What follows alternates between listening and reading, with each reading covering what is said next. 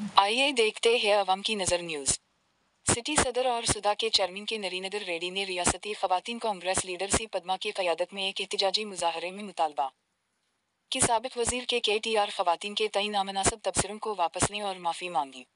ज़िले कांग्रेस अक़लियती सील के चेयरमैन मोहम्मद ताजुद्दीन ने शिरकत की।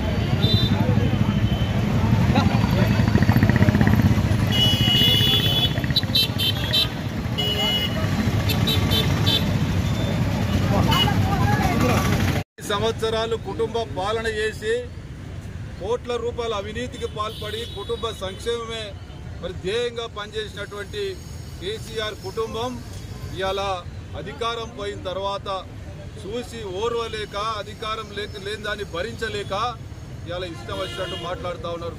మహిళా సోదరుమణులందరూ కూడా ఏం పని లేక బస్సులలో తిరుగుతానని చెప్పి మాట్లాడి మరి డిస్కో డ్యాన్సులు చేసుకొని ఇంకేమైనా చేసుకో అని చెప్పి మాట్లాడినారు. KTRకు ఖబర్దారని హెచ్చరిస్తా ఉన్నాం.